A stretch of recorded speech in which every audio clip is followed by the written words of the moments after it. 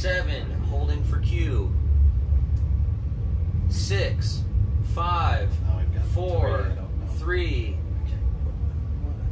Hey everybody, it's Mark Houston with Whiskey at Work, and look who's back. The man I know so much about. Yeah. One Bryan Loweree. Because I mean, I could have written a book about you. Hey. I could have.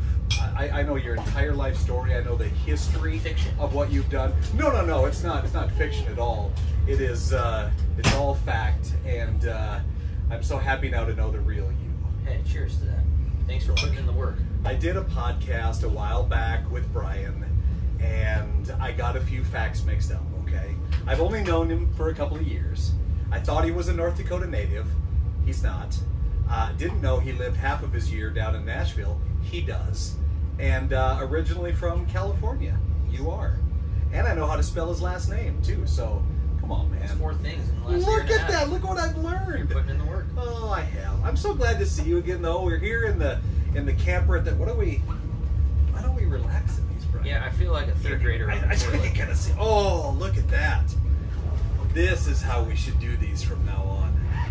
These are It is nice. Well, you do Oh, have. whoa, look. Watch this. You kind of have that North Dakota white on there too, at the bottom of the shorts there. Is that why you're wearing That's why I'm wearing pants. I'm not stupid. I'm from the same I've worked place. a lot on these legs. Oh, look at this that. summer. You're actually kind of sexy. You look good. So how has this summer been since the last time you and I talked? Busy. Pretty good. Very Has busy. it really? A lot of travel, a lot of miles, a lot of shows. Now you are literally a one-man show when you're out on the road. Your wife goes with you sometimes, though, not all the time. A couple times a year. You know, we should talk about her a little bit. What does she do? She's up in Fargo taking care of the dogs. She works a full-time job and hustles that. Does she like to? Does she like to travel with you when you're on the road? Yeah. The dogs go with too, or do they go? Oh, how many dogs do you have? 2. What kind are they? You taking notes? Yeah, I'm gonna remember all of this stuff. Look, I didn't fail a lot. We've got 2. Okay. Bauer is 15 years old. He's diabetic, has Cushing's, he's blind, and has a busted back right ACL. But he's so old, he's fine. And then Colt is 4 years old. He's my hunting dog. Okay. And he's a lab coonhound, 90 pounds. Right. And he's my little pup. Now, you said hunting dog. Is that because you now make North Dakota really your home? Is because you've become quite the hunter, or were you a hunter in California? Or? Nope. No. Brittany, my wife, is a hunter. She's been hunting. She's from Montana. Right. And she's been hunting since she was 12 or 13. So she got you into it then? Mm-hmm. Okay. And the only animal I've ever shot is an illegal bird in North Dakota. I've killed 1 animal in my life, harvested 1 animal. I didn't harvest it because the DNR took it. Yeah. I swear to God, you're going to learn something else. I know. I don't know this one I want to learn. It's a great story, but okay. The long short of it is I got my hunter safety about 2 years ago, and got a shotgun from Shields, a used shotgun, an old 16 gauge side by side or over under, and to do pheasant hunt. And I bought Colt as a puppy to get bird trained so I could have a hunting dog. I've been out bird hunting maybe 8 or 9 times since I got everything lined up. Sure. And you didn't hit anything. I've shot it at a couple. I've shot at a couple roosters and missed. And I've walked a bunch of fields, me and Colt, and a handful of times with me and Brittany. But one particular time, Brittany and I were walking this field that we've done before. And it's great with me and her. Colt just goes back and forth between us as we're walking and tries to rustle up some birds. And we've been out there for a couple hours, and bird pops up, and I finally get beat on one, and within a second, boom, bird goes down, and Brittany's like, "Woo! Go get it, Colt!" And Colt, go get your bird. And I have to say it. Colt immediately went to the bird. The bird in North Dakota, it's I think a right to retrieve state is what it is. Right. You just can't bring your gun onto the property. Right. If something falls in private property, and we're on plots land, and the adjacent line, our adjacent property was private land. So I walk over there, and Colt's sitting right by the bird. Did his job like he should, like a hunting dog should. Ran through a barbed wire fence and kind of cut up his arms to get to the bird. And he's sitting there happy as can be, and I'm walking up to it, and I'm like, oh shit, that doesn't look like what a pheasant should look like. And I don't think Brittany knew yet, and she was like, yeah, and I was like, no, I don't know, I think that's a hen. And you're not allowed to shoot hen pheasants in North Dakota. Right. Okay. And I knew that, but I was so excited that I finally got a bead on a bird. I just pulled the trigger without properly identifying the sex of this bird. And so I kind of freak out. I throw the bird on the public side on the plot's land, and then I'm like, we need to go. This is not good. There's a house behind us, and we've been there like a day or two, and I've hunted there. I shouldn't say hunted, because I really haven't. I've attempted to hunt at this particular place many times, and I was like, oh, what if they saw it's a hen? Like, oh no, I'm gonna get in trouble. And contrary to maybe your opinion of me, I'm a real by the rules kind of guy in everyday life. Boy, I didn't have that on my note of things that Bryan is. And so I was like, oh shit, they're gonna take away my hunter safety. I just got it. I just bought this shotgun for nothing. And are they gonna take my dog away? Like, how's that? Is this $1,000 fine? Am I going to jail? I didn't know. I'm freaking out. And Brittany's like, it's fine. Let's look up the website. What we got to do. So we walk back to the car, and we're on the mobile DNR site, and there's nothing on there that says what to do if you shoot an illegal animal, especially like a hen. Like, it doesn't say specifically like, what do you do if you shoot a hen pheasant in North Dakota, And so we leave, and then conscience took over, and I'm like, no, we got to turn around. It doesn't feel right to just leave.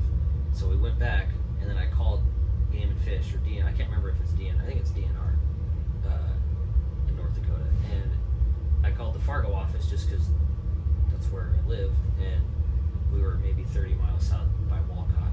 And the guy answers, just like a Sunday or something, and he's like, "Hey, what can I do for you?" I was like, "Is this the DNR game, the warden?" And he's like, "Yep." I was like, "Hi, my name is Bryan Loweree. I just shot a hen pheasant, and I'm a brand new hunter, and I don't know what to do." And he's like, "Well, all right, you just turned yourself in. So stay put wherever you're at. Send me a link or a pin. Text me on this number, on the Onyx app, like the pin of where I'm at, location, and send me pictures of the bird, and I'll be there in 30 minutes." And so that 30 minutes, within 2 seconds, I sent him the location and the pictures. And those 30 minutes, I was just like, this is not going to be good. I've waited so long to become a hunter. Yep, and this is what you did. And I just totally screwed it up. And Brittany, bless her heart, she was like, it's going to be fine. I'm sure he'll understand. He's probably not going to do anything because you called in and blah, blah, blah. So he gets there, and he's like, take me to the bird. So I walk him out to the field, and he's like, yep, that's a hen. Yeah. And so we walk back to the truck, and he's like, well, I got to write you a ticket because you're not allowed to shoot hens in North Dakota. And so it was a $100 ticket, and he took the bird.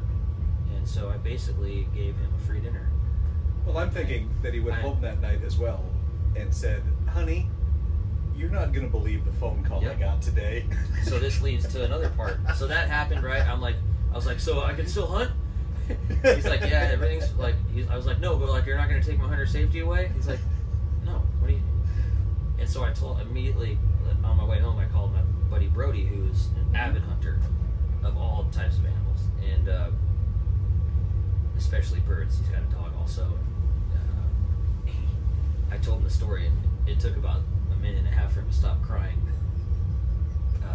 to respond. And you idiot. And I shouldn't have said his name, but it's Brodith is his name. And he said something about yeah, every year, hunters the first bird of their year will be a hen to get their dog used to. Mm-hmm. And you were that guy.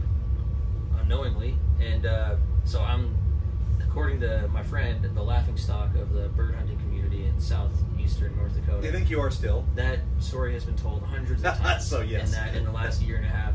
So I went to Canada for the first time earlier this year. I'd never been. I got a DUI when I was in college, like an idiot. And so at the time, you couldn't go into Canada crossing unless it was after 10 years. You can do things like between 5 and 10 years if you read the letter and do all the things, but you could still get denied at the border. So 10 years goes by, and I'm like, I can finally go to Canada. COVID hits, can't go to Canada because they shut the borders down, right? So we finally, I think it was like March, we go through to Canada, me and my buddy, and hey, let's just go to Canada for lunch. I've never been, let's just go to Canada for lunch and then come back. I'm sure people do that all the time, you know? And so we do the Arrive Canada app, we get to the border, we do everything, get the COVID, or the test, negative test, and we get to the border and the guy's like, what's your business in Canada today? I'm like, oh, we're just going to go to lunch. I've never been. And he's like, so what's your business in Canada? Yeah, we've never, right? So he's like, all right, pull around under the awning in gate 4 or whatever, and then go inside. So we were in my band, so I took all my stuff out, but I had my guitar in there. And not like I had illegal contraband or anything. Sure. Is that redundant? Illegal contraband? Sort of, but that's all right. Yeah. Carry on. So, you told me not to talk a lot in this one. Here we go. This is a good story, though. This is, it is a great story so far. We'll get to the whiskey in a second. No, that's fine.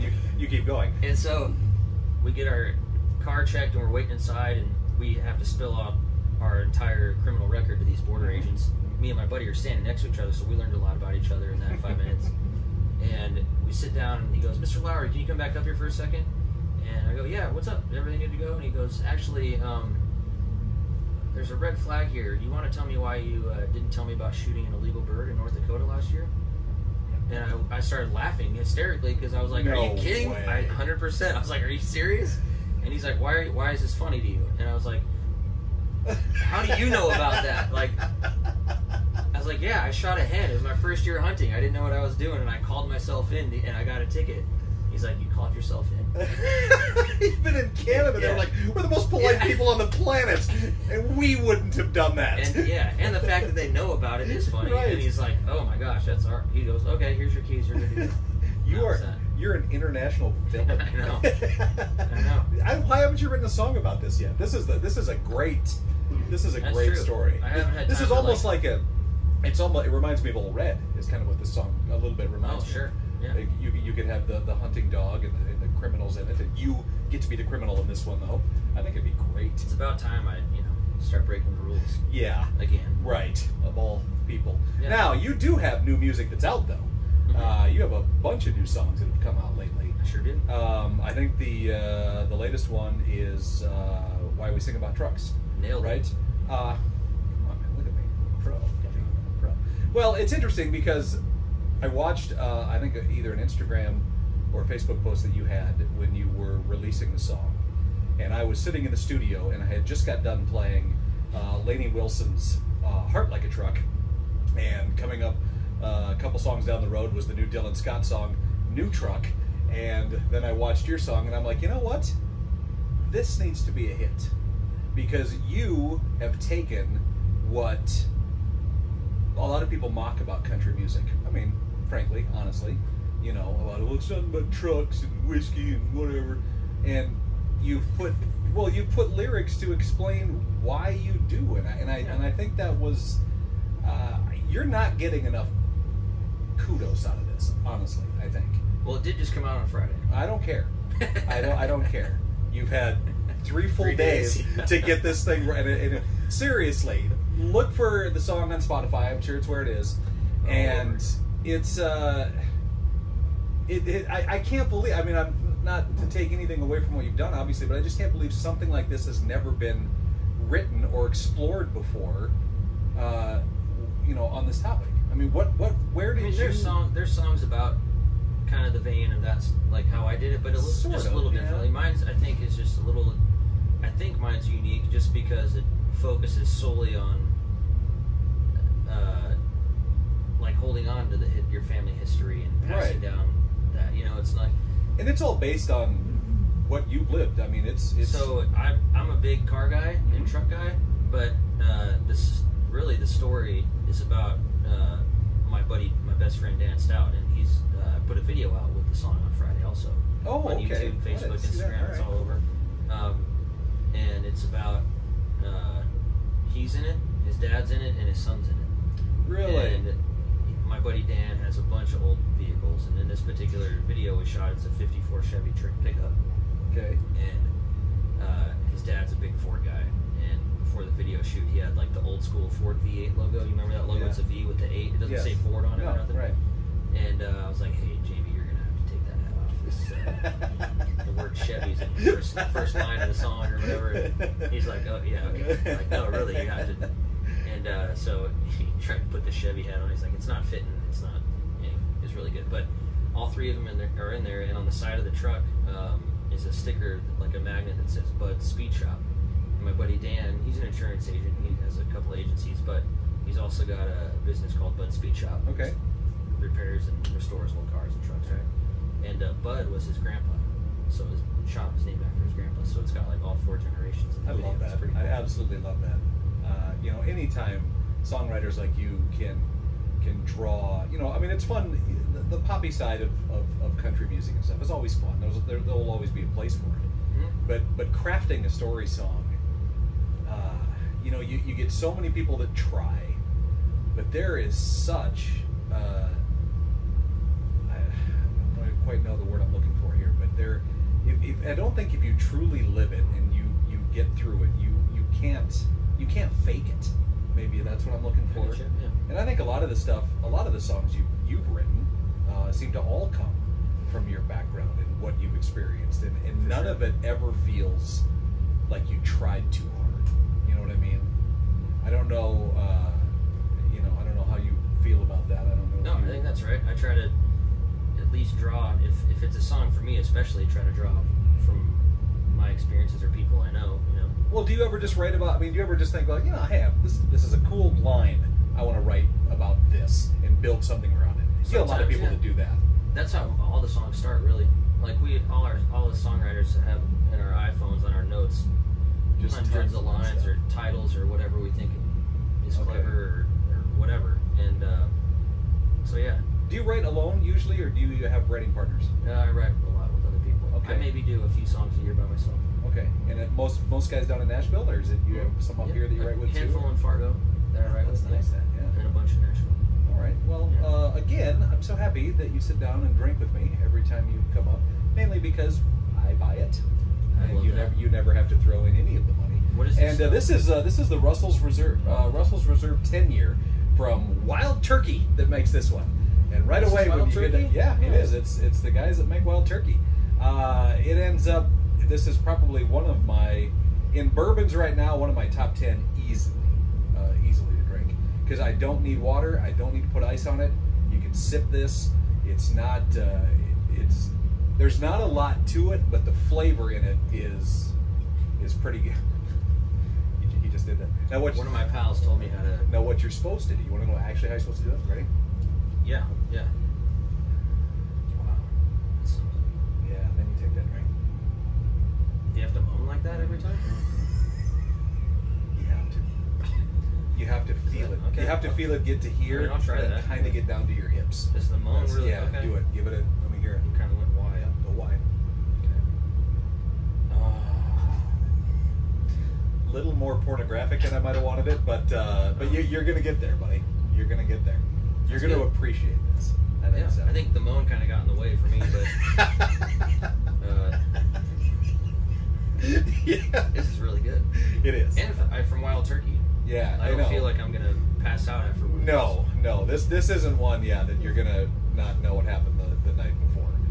What's this Timmins thing over here? Timmins Market. They are our sponsor for Whiskey at Work. Love these guys, Dan and his crew. You'll also hear. Well, it should be in their stores when, like soon. You will be able to get the Loud American single barrel pick from Jack Daniels exclusively, I believe, to start at Timmins Market.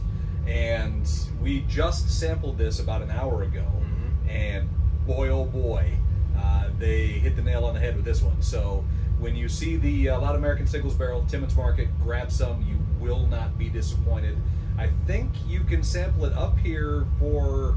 Will there be some available for the rally too that you can? So if you're coming up for the Sturgis Motorcycle Rally as well, stop by the Loud American. We're going to have the bottles of it here. It's exciting, so get it. And you can see me at 5 o'clock every day inside. Is it every day? Except Tuesday. Except for when it's not. Okay. Where are you going to be Tuesday? Thank you. I got my interview coach here. Hey, he's done a fantastic job. He has done a great job. You've You told a great story. It was a little winding, but you got there. Okay, but we're working on that with you. Yeah. Your songwriting is spot on. It will. I'll tighten it up. Bryan, thank you again, buddy, and I can't wait to see you play again this afternoon, man. It's Mark Houston along with Bryan Loweree. You can find all of his stuff on Spotify, and his brand new song "Why We Sing About Trucks." Seriously, check it out. It's a I don't want to say tearjerker, but it'll move you. It's a good heartfelt song. It is, absolutely. Thanks so much for watching.